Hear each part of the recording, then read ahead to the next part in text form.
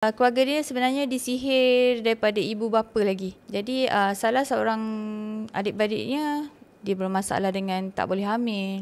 Tiba-tiba ambil pisau nak toreh. Jin tu menyekat daripada jumpa kami. Jom shopping lebih 250 warna tudung di Tulen Bangi Central atau terus ke showcase kami dan jangan lupa purchase. First Ustazah merawat tu macam mana situasi dia? Ustazah, Okay. Kalau pengalaman saya lah, macam saya pernah rawat sepasang adik-beradik ni Okay, dia keluarga dia sebenarnya disihir daripada ibu bapa lagi. Sampai ibu bapa dia dah meninggal. Dan dia turun kepada anak-anak yang terkena sihir yang tadi. Oh, boleh turun? Boleh. Sihir tu macam benda tu tak habis daripada mak ayah dia. Mak ayah dia meninggal, tak dapat dirawat dengan betul kan. Jadi benda tu bersambung. Bersambung dan ada lagi yang tuju pada dia.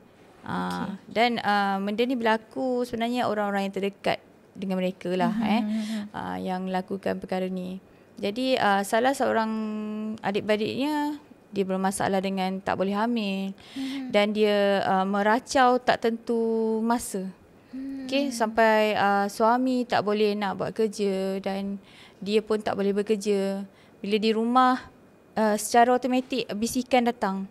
Tiba-tiba ambil pisau nak toreh, tiba lari orang kata keluar rumah sampai nak kena langgar kereta. Di tahap yang sangat teruk lah sebenarnya. Dan first dia buat rawatan dengan saya. Jin tu menyekat daripada jumpa kami. Okay, dia menyekat macam mana? Dia dah tahu Ustazah? Dia dah tahu. Sebelum saya datang lagi dia dah tahu. Dia dah tahu tu macam mana reaksi? Mungkin perempuan tu meracau ke macam mana? Dia akan mengamuk, tak nak buat rawatan, jangan jumpa.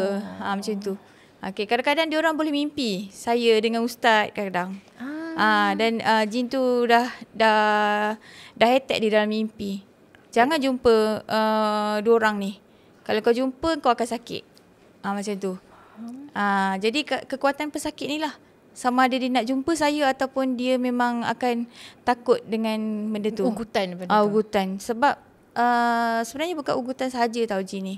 Dia menyakitkan tubuh badan pesakit tu. Dia akan meninggalkan lebam-lebam. Lepas tu tiba-tiba perut dia ni dia akan macam naik sendiri.